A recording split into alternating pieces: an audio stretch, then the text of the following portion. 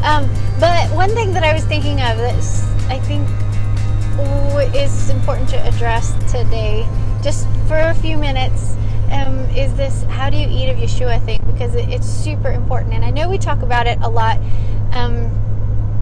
We talk about it a lot during the spring feast, during unleavened bread especially. We talk a lot about how to eat of Yeshua. But just to clarify, because I say that a lot, and there's a few things that I say, over and over, and this is one of them. You have to eat of Yeshua. So what do I mean by that? And I think the more important question is, what did Yeshua mean about that? Because Yeshua is the one that said to do it. So I'm just repeating what he said to do, as we all should be doing. When we talk about this and talk to our friends about what we are supposed to be doing in the path to salvation and stuff, and we talk about, it should be us echoing Yeshua's words, and if it's not, then there's a problem. So anyway, but I also want to help bring clarity to it. What did Yeshua mean by that? Well, if you look at, he said, you must eat of me. If you don't eat of me, then basically you're tanked, right? There's no way. All right, so if you don't eat of him and if you don't drink his blood, then you are not going to get to the happily ever after. Real specific. You've got to do this, is what he said. And you have to eat of them in order to get the Ruach HaKodesh. You know how it is? Remember my little midweek about this with my little Titanic? The Titanic slides, if you remember, how to get off the Titanic. Get the Titanic sinking. You must eat of Yeshua. In order to get the Ruach HaKodesh, you have to have the Ruach HaKodesh in order to do this, I broke it down real simply. So when I'm talking about eating of Yeshua, I mean by beholding him. I mean by him becoming part of you. So I think when he uses the word eat, eating means that whatever you intake becomes part of you. It becomes you. And if you eat Twinkies all the time, you're going to look like a Twinkie. If you eat good food and wholesome, organic, nutritious food, you're going to be healthy, you're going to feel young, you're going to have energy, you're going to, have your body working right, you're going to become that good food, and it's absorbed into you. So when eating is like such a basic thing, and so it's super important to eat of Yeshua and have him become part of you. How do you do that? How do you actually do this? You do it by eating of him constantly, as in you thinking about him constantly. You're saying what, and one of the most helpful questions is to say, what would Yeshua do in this situation? And then go, okay, stop, whatever it is I'm doing, I'm going to see what would he do in this situation, and then do that. Begin to practice what he does. Eat of him, contemplate him, think about him, consider him, read about him. Whatever you can do to get him in you is what I'm talking about. This isn't just about wine and bread. This isn't just about communion. This isn't just about, I'm just going to partake in the wine and the bread. That doesn't get him into you. That's a symbol. That is only a symbol. That is not actually getting him in you. So let me find a place to pull over here, and I'm going to show you something that I created to help. I was trying to teach my kids how to eat of Yeshua, because it is like, how do you eat of Yeshua? He said you have to do this. He's the bread of life, and if you don't eat of him, then you don't get into the happily ever after. So, it's one part of this whole living in covenant thing, and you have to have the Ruach living in you. You have to be keeping the royal law of love. You have to have Yeshua in you to do this. So how do you do this? It's super important. And it goes way beyond just eating the bread and the wine, for communion idea. It goes way beyond that, because that's just those are just symbols. And so in order to teach my children, I came up with this Papa Yahweh's menu. And it's my first menu. I know I'm going to have 10 or 20 of these, because he is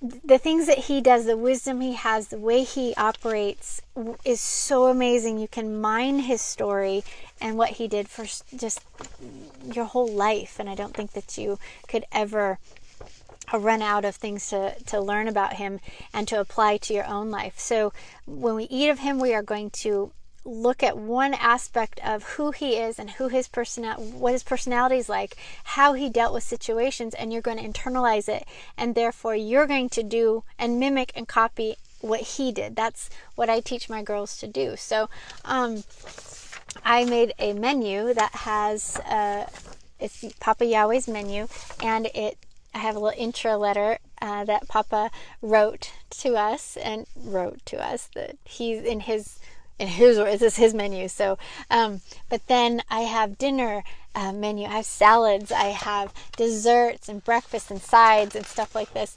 And so my girls can actually go in here and go, oh, okay, I think I'm going to have seasonal gives of himself fruit salad. And then in the description of this menu item, it's Yeshua was happy to give of himself to others.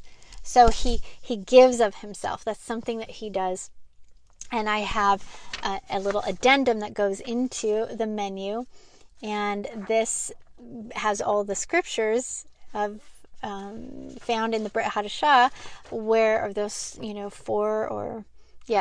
those four Gospels that recall his life and what he did. And I have the texts here that tell us that he gave of himself. So my girls I will say, I want to be like Yeshua. I want to eat of Yeshua. So eating of Yeshua would say that he gave of himself over and over and over. So I want to give of myself until it hurts. Like give. And so I want to be like that. So I'm going to apply that to my life. I'm going to say, I'm going to operate like you. I'm going to consider all the situations where you gave of yourself and you gave of yourself and you gave. And the more I think about how much he gave, the more I begin to give like he did. So then, there's all kinds of beautiful things in here, like authority over demons, steak and onions. Even though I don't eat steak and onions, or he does my will vegetable stew. So does my will vegetable stew. So Yeshua did my will. This is a menu coming from Yahweh to us, because Yahweh said himself, I have prepared bread for you, right? So bread from Papa is Yeshua. And Yeshua said we must eat this bread of life, him. So how do you do that? You put him inside of you. You look at him and go, what did he do? He did my will. He does my will, vegetable stew. Yeshua did my will and spoke my words, the words I spoke from the mountain. So he's like, that's what I want. I want to be like him. I want to do his will. I want to do Yahovah's will. So I'm going to do Yahovah's will. I'm going to study how Yeshua did his will. I'm going to look at that and I'm going to apply that to my life. Oh my gosh. This was literally, I have 1, 2, 3, 4. I have 6 or whatever pages full of menu items. And I literally only did the first 5 chapters in the Gospels. He's so amazing. And in one event, in his life, you can see him do, you can see 3 or 4 personality characteristics in that one event. And then you can make him, I've made menu items. And by the way, this is for sale. These are for sale in my shop, the Rebekah Co., if you want them. Deep dish, disruptively honest pizza. Yeshua didn't worry about stepping on toes. He disrupted people's lives and rabbinical traditions with truth. He was disruptively honest. Yes, he was disruptively honest. So I'm going to get that pizza and I'm going to eat. I'm going to eat of him. So let me read to you just the welcome letter to this cafe. And this is how I was processing the idea of how to eat of Yeshua to my children. And one of the blessings about having children is that you have to really think simply when it comes to all the spiritual understanding and how to get to the happily ever after. You have to bring it down to a point where a child can understand it. I think that we've complicated things way too much. And so I love I love the fact that when I was new in this and it was like becoming so real to me, I had children because they would ask me questions and I'm like, oh, how do I explain this to them? And this is how I'm going to do it. So this is the little letter. Let me read it to you. Welcome to my cafe. Shalom, hungry kiddo. Eating is super fun, isn't it? There are so many wonderful foods I made to nourish and heal you. I bet you have some favorites. I know I do. Everyone knows that you need food in order to live. That's the way I designed you. Your parents feed you because they love you and they want you to grow and live. And just like them, I love you and want to feed you food that will help you live too. But my food is different than the spaghetti you ate last night. Last night, your mom made the sauce, she boiled the noodles, she grated the cheese, and when it was done, you wound it around a fork and put it into your mouth. You chewed it and then swallowed the spaghetti, right? So you have to understand, spaghetti is Hadassah's favorite food. So I knew that I could win her heart if I told a story about eating spaghetti and help her understand. And continuing here, what you didn't see is that your digestive system broke down the spaghetti and absorbed it into your body as fuel to power you. When all was said and done, that spaghetti became part of you. So you basically become what you eat. If you eat good food, your body will become healthy and you will live. If you eat bad food, your body will become toxic and you will die. What you eat is super important. I know a little girl who loves spaghetti so much, I think she just might turn into a noodle. But more important than eating your veggies is to eat the food that I have prepared for you, my son Yeshua. I hope you know him. He's mega super awesome. But how do you eat of him, you ask?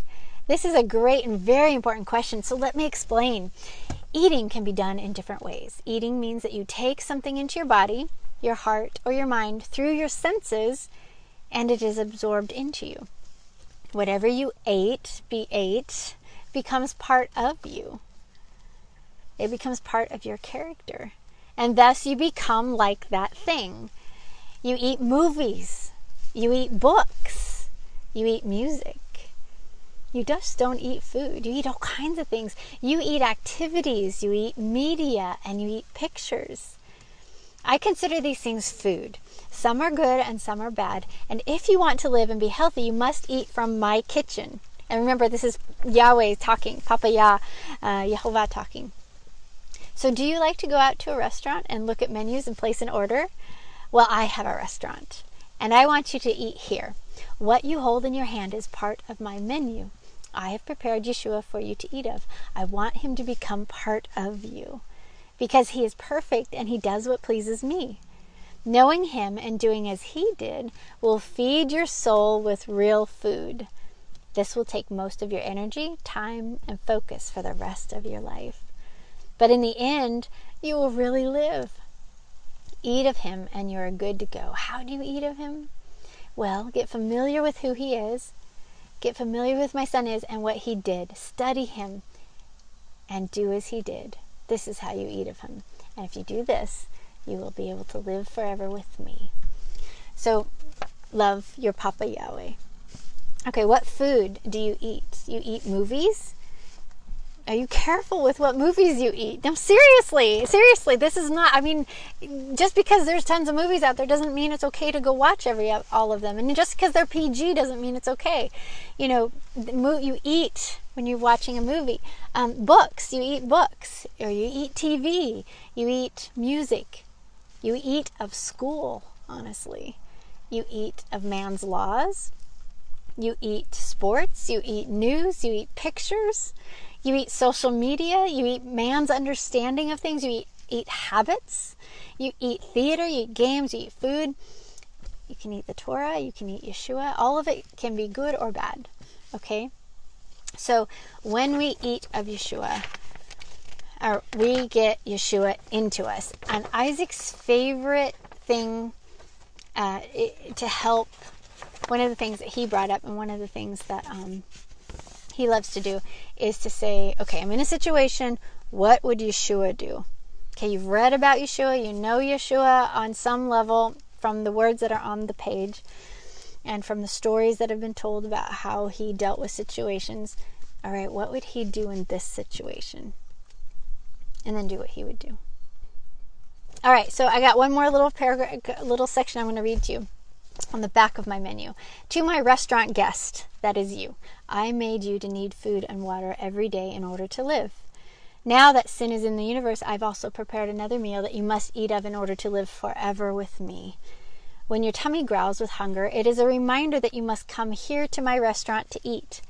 So every time you eat bread or food, real food, food, consider the meal of bread, Yeshua, I want your heart, mind, and soul to eat every day. That bread is Yeshua. And John 6:57-58 says, as the living Father has sent me, and as I live by the Father, so he that eats me, even he shall live with me, or shall live by me. Sorry. This is that bread which came down from heaven. And he's talking about himself. Not as your fathers ate manna and are dead. He who eats this bread shall live forever. So whoever eats of Yeshua will live forever. So here's a dining tip that Yahweh gives.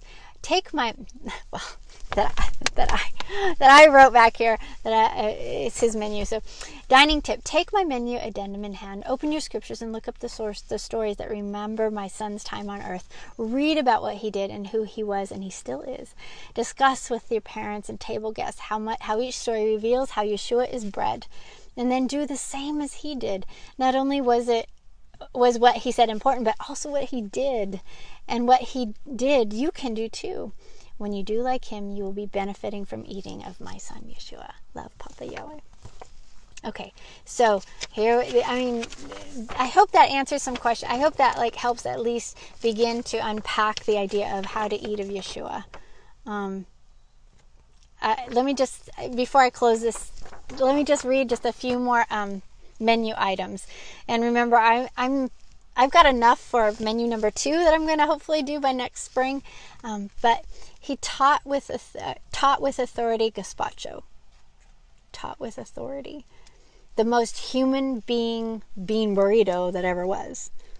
He's the most human being that ever was. He really was the true human being. The very, made in the image, reflecting, image bearer, the best image bearer that there has ever been of Papa, of Elohim. The power to heal, halibut, fish and chips. Innovative and creative public speaker, grilled veggie burger. Innovative and creative public speaker. He would get into a boat to talk. He would climb a mountain to talk. He was very innovative and creative. He gave just judgments, Vandal bagel sandwich. Gave provision, kosher pea soup. He gave provision. Yeshua gave those that followed him closest extra miracles of provision. 12 fishers of men fish tacos. Loved the little children. Hot dog, kosher hot dog. Amazing living water. Orangia obedient to your parents juice. Orangia obedient to parent juice. Orangia obedient to parents juice. Creamy pursuit of hearts hot cocoa. Perfect timing apple cider. He had perfect timing, didn't he? Just perfect timing. Not overwhelmed by the mass of need. Kicking kombucha. This is true. He wasn't overwhelmed by the mass of need. And that's something that blows me away, because I see so many hungry people. So many people are hungry. They are starving, and the need is there's so much need out there. And people are starving, and as they're getting woke up, they're realizing how much they've been starving. And it's just thousands of people sought Yeshua to be healed, taught and healed, but he was not overwhelmed or controlled by the mass of need before him. He knew when to attend the needs of a crowd and when other things were more important. So when you're in ministry, it can really take you out, because you can see so much need and you want to be there for everyone. You want to, give everything all the time. But if you give so much that you don't get filled up yourself, then you have nothing to give, because you should be giving out of the overflow of the heart. But he knew how to not be overwhelmed by the mass of need. That is huge right there. And he also knew how to leave You know, he knew how to say, people were coming to him by the thousands saying, I need to be healed. There was one village in particular he was in, and they came to him, and he actually didn't heal anyone. He said, let's go to this other town. And he left all of them without being healed or taught. He just walked away.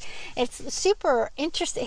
The way he did things are super cool and super interesting, and he gives permission for things that the Christian church sure doesn't give you permission for when they preach things about how to do ministry and stuff. So anyway, but we want to be like him, right?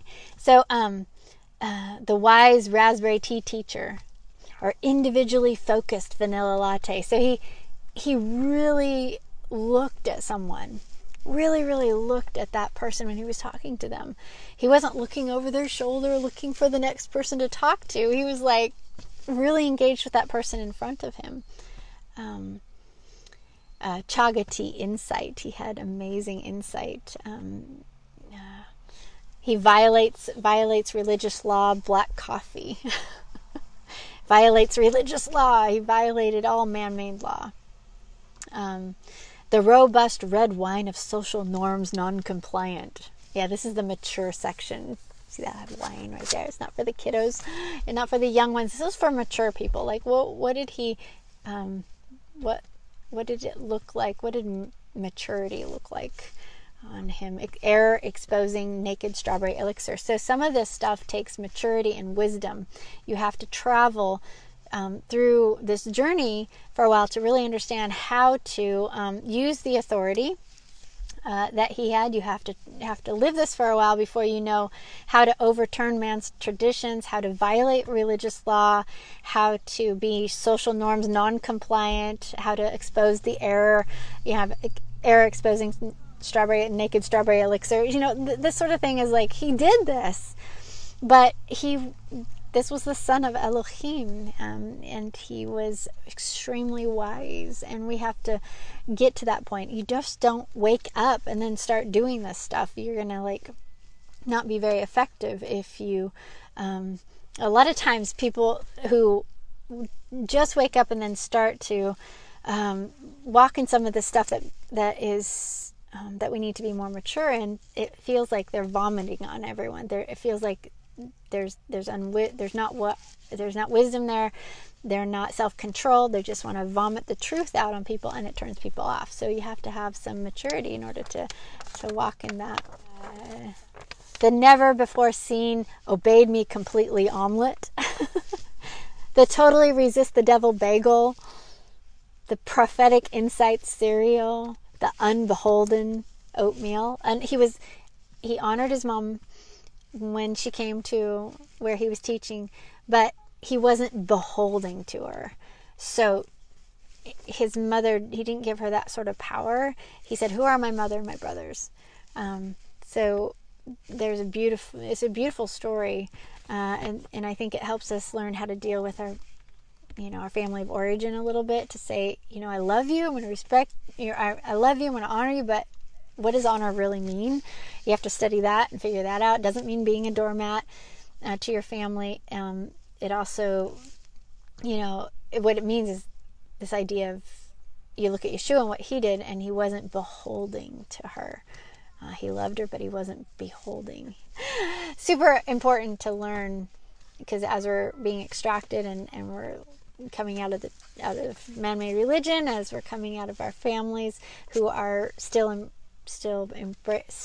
have embraced and staying with man-made religion and traditions, and we lose a lot. We have to remember what he said. What he did. He actually said, "I came to divide father from daughter, mother from blah blah blah blah." He came to divide. I've had people say to me before, "Oh, I can't believe he said that."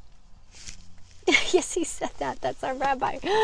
He did come to divide, and so if we're going to operate like him, then just by us living this life, we're going to do some dividing, and we're not. It's kind of just goes with the course of obedience. You're going to obey Yahovah, then just by your obedience, you are actually going to be dividing, because people are going to have to make a choice. You're going to be presenting them a choice. Oh my gosh, check out this little girl.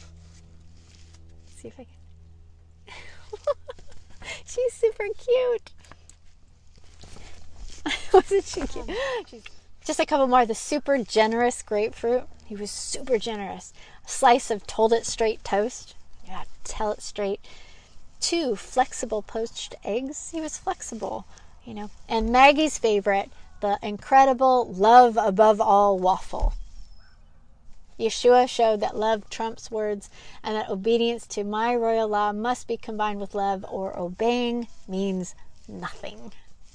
So get out. I'm going to keep you live, and I'm going to show you my wax that I bought to make Shabbat candles, and show you the little farm here, just a little pan, and then I'm going to go have my piece of pie with my friend up here. Hopefully he's here. His mom, the grandma makes pie. They've owned this farm for many, many years, and so his grandma makes pie up here. I'm gonna go. See that? There's my wax. Woohoo! There's this is the farm. This is one of my favorite places. This is just one farm up here. I need your support. I need your financial support if you can. I want you to know that, you know, I have very, very few supporters. There's very, very few, but that's okay. I do it no matter what. And maybe this will be a topic for next week. I don't know, but I know that people sometimes have an issue with helping ministries. When they ask, I try not to ask very much at all, but I don't know how to say it. I really don't know how to say it at this point. So maybe I'll just address it next week if I need to. But you guys, you know, for those that are supporting me with a little bit a month, who are helping me be able to go live like this anywhere, I'm so appreciative of it. You know, I've got equipment costs. I've got membership costs to different things that help me do ministry, such as the website, which costs, you know, almost $290 a year in renewal fees, and all the domains and all the it adds up. It's just a lot of expense to running the ministry, and that's not even paying me for any of my time, which, you know, if Papa wants to bless me, great. If not, then he'll put food on the table. I trust him, but I want so much to be effective for him and get the message out, and in a way that's going to be well received. You know, I don't want to vomit on people. I want people to go to our YouTube site, to go to our website, and to learn from us, from me. And so that takes time, it takes money, it takes sacrifice, and I pay to do ministry, really. So if you can help me by becoming a patron, I would be so appreciative, and I would be so blessed. So thank you for those who are doing that. There's definitely a handful of you that I am super thankful for. I know I don't send out emails every single time I get your donations paid out, but I am so terribly thankful. So thank you for that. And I want to be able to keep doing this. That's the thing, is I really want to be able to keep doing it, the fire burns. I can't make the fire go away, but I can be more effective. I can do better quality stuff. I can, not struggle quite so hard if more people supported me. So anyway, if there's rumors in the group that we went to Israel, for one, so why does she need any support? That's not a cheap thing. Well, let me tell you something. We slogged during our wilderness time, lost our ministry, lost our home, lost everything, slogged in the mountains with 2 little girls in the winter. I don't need to explain, but I feel like on some level I want to, because that that property was Papa's. It's a long story, but it was Papa's. He sold it, and with the tithe money that came off of that property, we got to go to Israel. How wonderful. It was a gift. It was a huge gift. So we live in a little tiny log cabin now with the chinking out of many parts of it. The wind comes through. I don't have insulation, but I have running water, and hot running water. I have showers, I have flush toilets, and I have flip lights, electric lights. So it's awesome.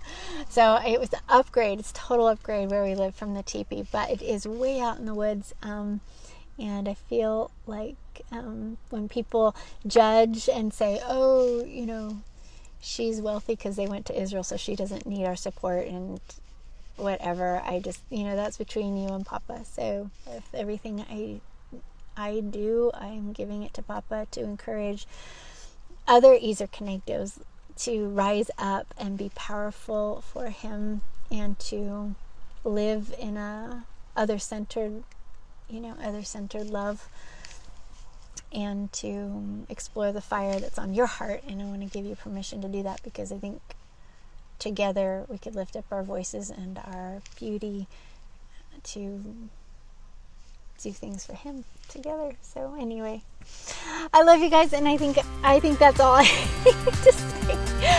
So you guys have a fabulous day.